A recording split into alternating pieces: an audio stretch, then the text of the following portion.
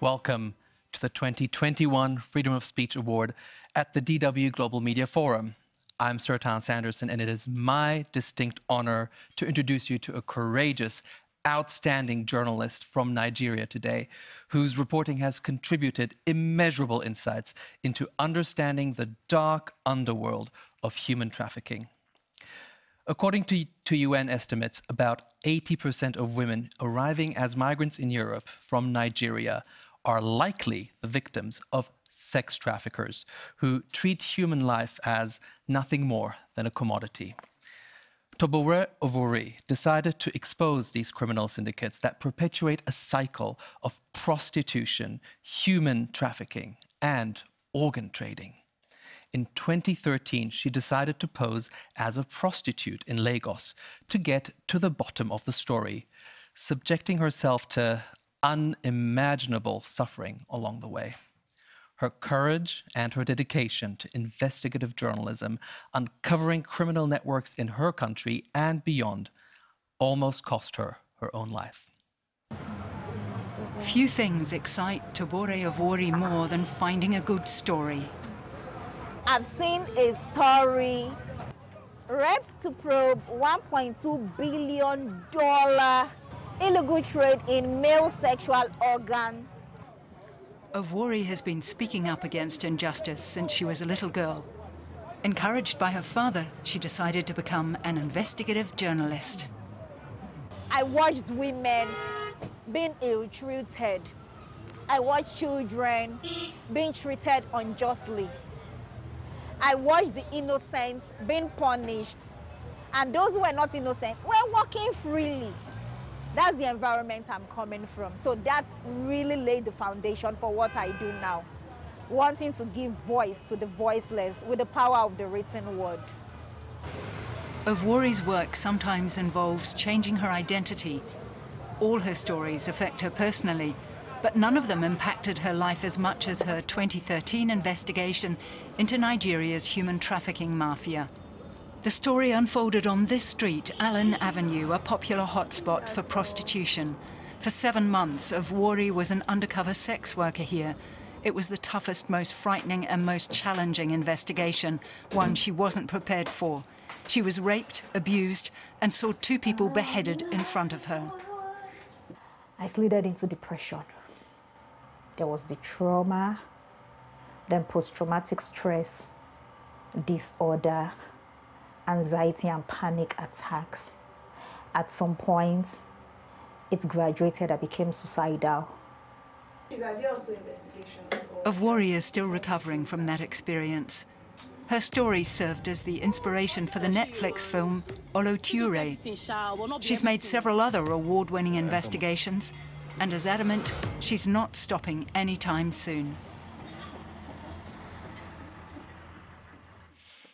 A truly remarkable journey and an exceptional example of the strength and resilience of the human spirit. And we have 2 speeches lined up tonight to honor Tobore. The first laudatory speech of this year's Freedom of Speech Award winner Tobore Ovuorie comes from Antoinette Vasileva, first Vice President of GRETA, the group of experts on action against trafficking in human beings at the Council of Europe. Ms. Vasileva will be focusing on the kinds of dangers that Tobore had to witness when she bravely exposed herself to transnational trafficking rings during her investigative work. This will be followed by the second laudatory speech delivered by Kenneth Roth, Executive Director of Human Rights Watch. And Mr. Roth will be speaking about the cruel reality of serious human rights and women's rights abuses in the world of human trafficking that Tobore Ovuorie uncovered so bravely. Human trafficking continues to be one of the most vicious crimes around the world, and many women, girls and men are forced into different forms of exploitation, where some of them lose their lives. Many traffickers go unpunished because of the hidden nature of the crime and the fear of victims to speak. One brave Nigerian woman started to change this injustice. Investigative journalist Tobore Ovuorie not only questioned the status quo in her country, but took great risk in reporting on human trafficking rings, corruption and human rights violation. Tobore Ovuorie went undercover in criminal gangs which have been trafficking to Europe and exploiting in prostitution young Nigerian women. Driven by the need to understand what happened to her friend, she revealed what really happens to thousands of victims trafficked from Nigeria to Italy every year. The work of Tobore is an outstanding example of investigative journalism and the human braveness, and she deservingly been given the DW Freedom of Speech Award to her work. I sincerely congratulate her, and I'm thankful for her passion to justice, high spirit in the darkest moments of her work undercover. Thanks to her reporting, the criminals who are controlling the trafficking rings and the corrupt officials who have been working with them have been exposed and investigated, and the victims receive help. Her work brought to the issue to the European Parliament. It also resulted in journalistic cross-border investigation of trafficking of people into prostitution in Europe. As member of GRETA, I would like to recall that under the Council of Europe Convention against Trafficking in Human Beings, state parties have an obligation to identify victims of trafficking and to adopt measures to assist them in their physical, psychological and social recovery, taking into account their safety and protection needs. These measures apply to all victims in non-discriminatory manner, women, men and children, whether they're subject of transnational or national trafficking, regardless of the form of exploitation and the country where they were exploited. All measures of assistance and protection under the Convention, including the right to a recovery and reflection period, granting a resident permit, risk and security assessment before any return, and compensation for the damage suffered, should be applied to all victims of trafficking. On behalf of GRETA, I must remind leaders of state parties the legal and moral obligation not to cut corners on the rights and protection of the most vulnerable, which include victims of human trafficking. We must make sure that thousands of victims, men, women and children, while being out of sight, do not slip out of our minds. The Convention also refers to the important role of the media in reporting on human trafficking, raising awareness on the problem and discouraging demand. GRETA is grateful to those journalists who are exposing violation of human rights. Their work is vital to our society because it puts light and draws attention to victims of trafficking who rarely have voice to speak. Once again, I would like to thank Tobore Ovuorie for her persistence and fortitude in bringing this story to light. Tobore, sincere congratulations on the award. Deutsche Welle made an inspired choice by selecting Tobore Ovuorie for this year's Freedom of Speech Award. We hear of journalists going above and beyond the call of duty to investigate a story. Tobore Ovuorie took a step that was simply unimaginable. She became aware of the horrors of sex trafficking by speaking to some of the victims, but to understand their plight more fully, she joined them. She placed herself in a position where beatings and rape were predictable. Little did she know she would come within a hair's breadth of being murdered. I cannot think of a more courageous journalist. Her passion to unearth the truth, to reveal the plight of the victims and the cruelty of their persecutors, led her to take a leap that very few journalists ever could summon the bravery and sense of duty to replicate. She is an inspiration to anyone who seeks to ferret out the truth. That passion for the truth is essential for bringing to account criminals and abusive officials. Atrocities happen behind closed doors. It takes someone with the commitment and dedication of Tobore Ovuorie to pry those doors open. Now, the human rights movement shares that devotion to the power of truth. It is how we hold governments responsible for their misdeeds, just as Tobore Ovuorie's extraordinary investigative journalism led to the police breakup of a large and dangerous trafficking ring. Because criminality can be so profitable, those engaged in it are often willing to use brutal means to hide their misdeeds. We all owe a deep debt of gratitude and respect to Tobore Ovuorie for showing those criminals that their impunity is vulnerable to the spotlight of courageous reporting.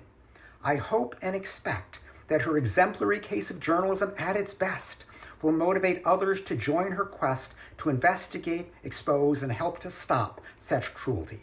Thank you, Tobore Ovuorie, for inspiring us all. And thank you, Mr. Roth and Ms. Vasileva, for your thoughtful, meaningful words. Now, I would just like to take this opportunity and add a few more lines to this, penned by American poet laureate Maya Angelou, which encapsulate the essence of Tobore's valor. You may shoot me with your words. You may cut me with your eyes. You may kill me with your hatefulness. But still, like air, I'll rise.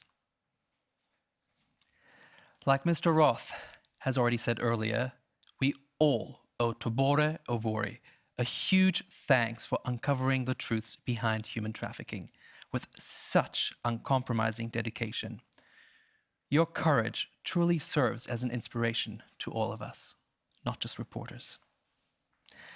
I will now hand over the reins to Mr. Peter Limburg, Director General of DW, for the awarding of the 2021 Freedom of Speech Award. Mr. Limburg, would you like to add some words? Yeah, thank you very much. I think what we've heard already is very important, and it's all about courage and the freedom of the press.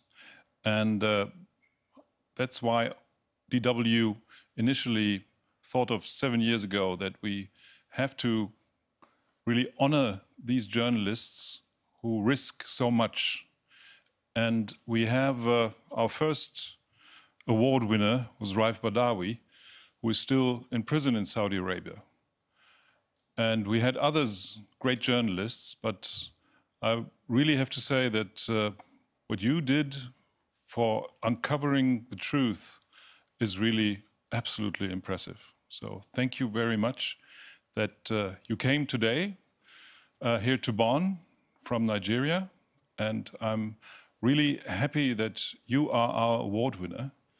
And so it's a big pleasure and a big honor for me to give you now this award, this Freedom of Speech Award 2021 to Tobore Ovuorie. She is really a great award winner, and we are very proud here at Deutsche Welle that you're here. And when you come up to the stage, we will give you the biggest applause this small group of people can give you. Thank you very much that you're here.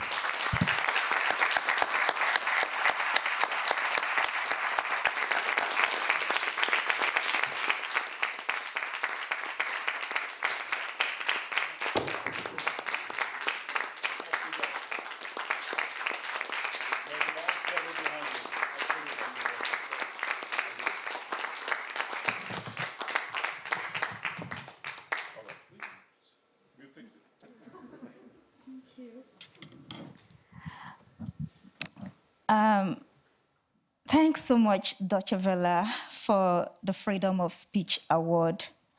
I feel so honored. Let me start by dedicating these awards to God Almighty and to my late father, Mr. Jack Tobore, who inspired me to travel this path right from when I was a little girl, and to fellow journalists in Nigeria, Africa, and all over the world.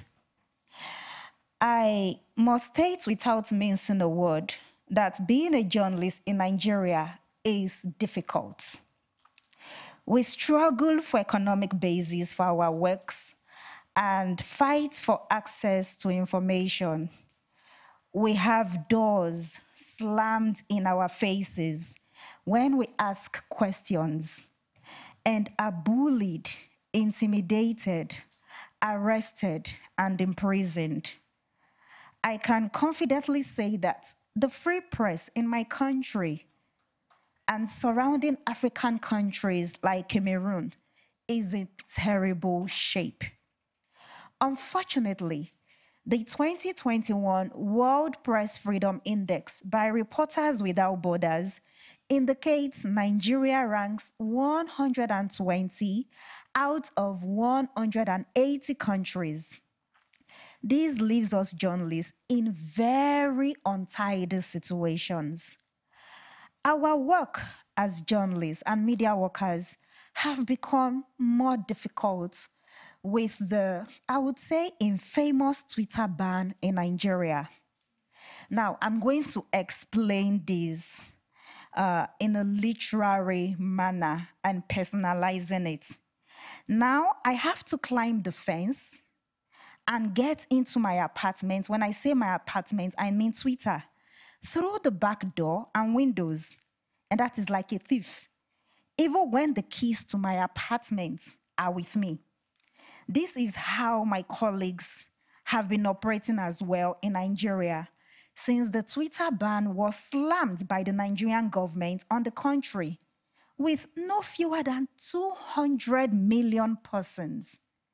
In a democracy, this should not be. I am using this opportunity to call on the various governments of the world to prevail on the Nigerian government to end the Twitter ban. Democracy should be of the people and for the people, nothing less. Critical and sophisticated journalism in Nigeria, I dare say, is shrinking, and democracy is being weakened due to freedom of speech being limited. The internet is a great tool for journalism and democracy, while the Twitter ban is a huge threat to freedom of expression and will cause more harm to Nigerians. And I dare say it will travel further than Nigeria if we're not careful. I am reminding my colleagues in Nigeria and all over the world that it is our duty to defend democracy. We must keep forging on to kick against injustice, stand up for the voiceless with the power of written and spoken words. On no account should we let our voices be silenced. We must refuse, and I mean refuse, to conform to dictatorship. That way, we will bring light into darkness, and our various societies, communities, and countries will be saner, safer, and better spaces for us all and for generations to come. Thank you very much.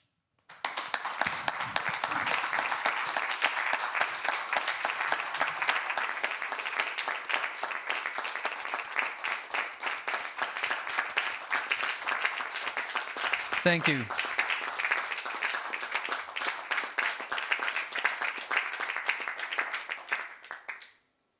Thank you, Tobore. Thank you for coming here tonight, especially amid these difficult circumstances that we're all finding ourselves in right now. And congratulations on the award. You more than deserve it after all you've been through. And unlike the award, your spirit cannot be broken. Thank you so much for your work. Thank you for putting yourself out there, for your passion, for your dedication, and for lending a voice to the voiceless around the world while risking your own life. And thank you to our audience for joining us for the 2021 award ceremony of the DW Freedom of Speech Award.